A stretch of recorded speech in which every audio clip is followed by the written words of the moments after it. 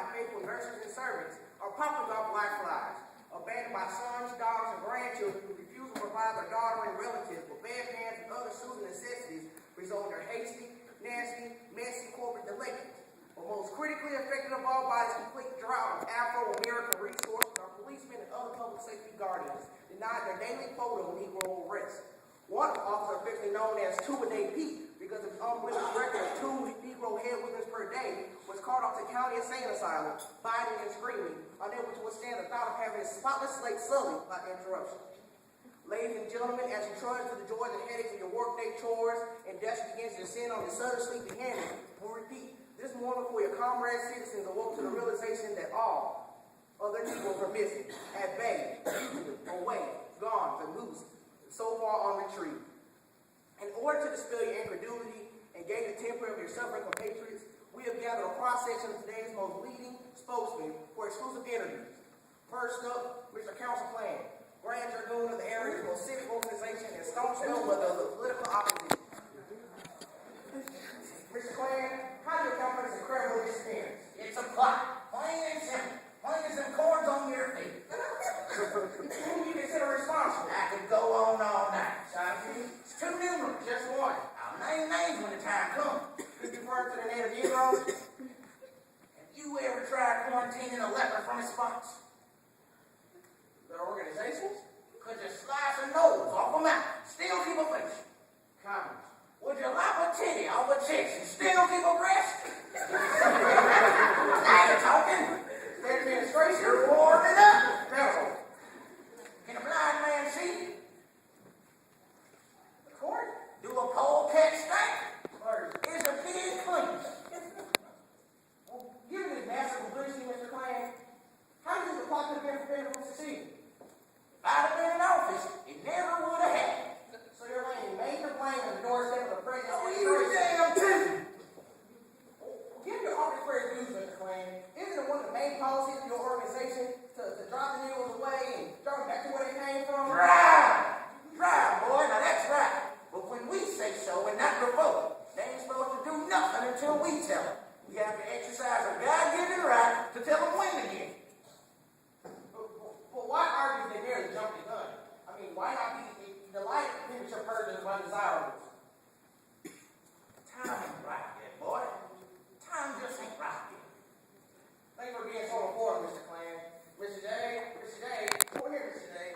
Ladies and gentlemen, the City Social Welfare Commissioner, Mrs. Indiana A. Mr. J, with all your Negroes AWOL, having recent developments from leakage, staggering their management on the welfare department, reduction of relief requests, elimination of case loads, and removal of chronic welfare dependents, etc. Quite the contrary. Disruption of our counterparties among Negroes saddens our life community with extreme hardship. You see, our agencies have always been foremost contributors to the Negro Get a Job movement. We participate in the social welfare groups, which oppose housing the favor. We strenuously believe in Negroes helping themselves by participating in meaningful labor. Do leave the dog, work is in is our motto.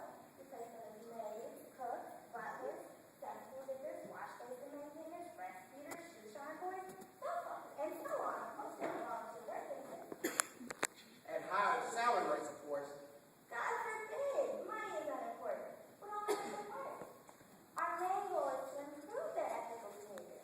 Rehabilitation through positive participation is another motto of ours. All inlet mothers, restraining illiterate fathers, bastard children, and shipless grandparents are just occupied with destructive muscle therapy. This provides people with less opportunity to indulge in these amoral inclinations. They volunteer for these pilot projects. I don't even know. They're notorious shirkers. When I said volunteer, I meant private citizens. An overwhelming majority devoted to volunteering, placing their homes, offices, appliances, and persons at our disposal for Operation Upward. We would never dare put such a decision in the hands of a Negro. It would never get off the ground. Work or starve is another motto we use to stimulate Negro awareness of what's best for survival. Thank you, Mr. J. Good luck. Ladies and gentlemen, Reverend Red Pires, the city's former spiritual guidance counselor. Hello, Red Pires. How's it you, Red Pires? It's entertainment, son. How do you assess the disappearance from a moral standpoint? And a moral less, son. Morals involved in ethically indefensible. Perversion of Christian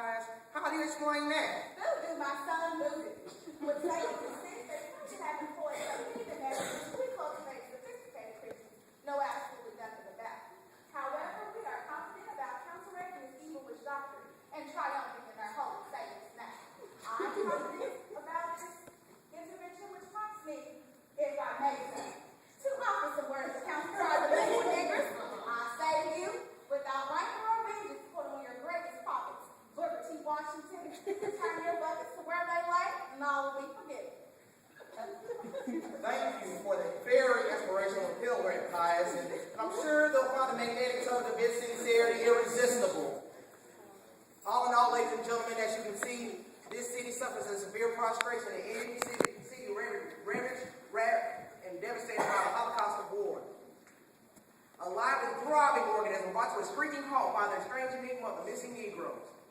We take you now to offices of the man to whose hand has been thrust the final responsibility of rescuing the suffering metropolis from the precipice of destruction. Ladies and gentlemen, the Honorable Mayor Henry R. E. Lee. Hello, Mayor Lee. Hello, Mayor Lee, we just concluded an interview with some of your city's most leading spokesmen. If I may say so, sir, they don't sound too encouraging about the situation. No, it's not that. Situation the way it is. Well, it could have been under the circumstances. You see? I mean, that a dark play out there. They're great as sunlight. Have you found one yet, sir? Well, Jack, it's not like we ain't facing a little bit of crisis, you know? But it's not like we ain't facing the poor. German marched through Georgia once. Women freed the slaves momentarily. Colorado even put niggers in the governor's mansion, the state legislature, the Senate, and the Congress of these United States. But what happened? Old Dixie bounced right back on the Supreme Court right now. It's trying to put niggers in our schools. And the nigger has got in his hands to put himself everywhere. What you think on that? Old Dixie's gonna take back up on the line. So the courage, chivalry, fortitude, and superiority always wins out. Shucks. We have us a nigger what they like to go.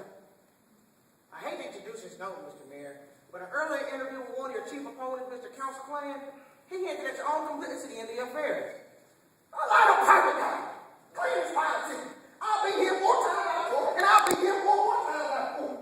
This is no time for partisan politics. What we need now is level hands and across the board unity. This clan, his knees now, suit up and live up the clan, and his skill proves his insincerity. And voters will remember this at the next election. Won't you vote for him? It's not for you, what for you? Mr. Mayor, Please. Yes, sir. Carry on.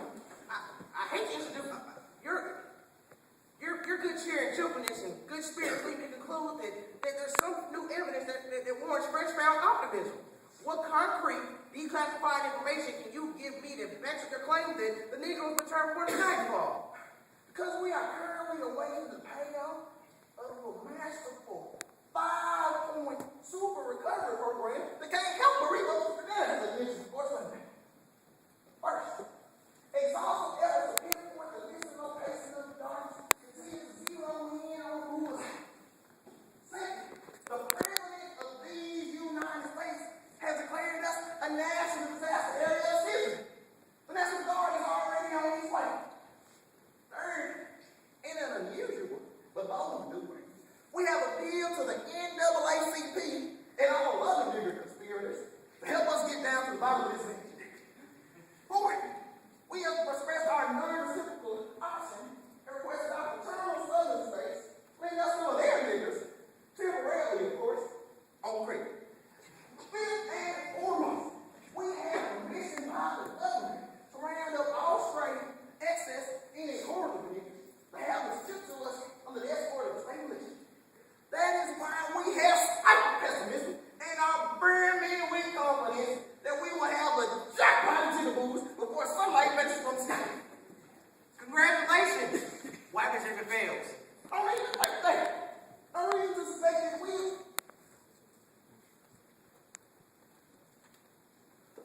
If you like on the dark side of the question, if the things don't change soon, it may be all over.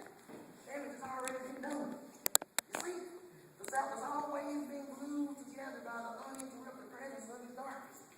No telling how much stuff we might get if things don't change soon. Wait a minute.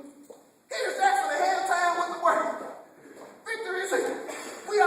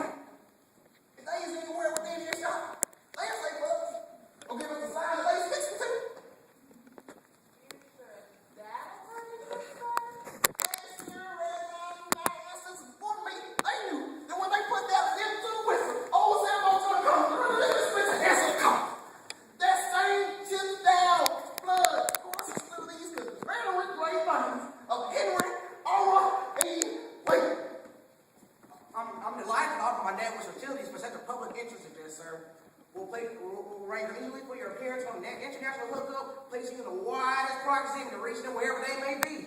Wait, I'm right away. Jackson, release the screen. Set wheels in motion. Inform the townspeople what's being done. I demand citywide cooperation, citywide silence, and inactivity. I don't want the niggers spraying things nearby.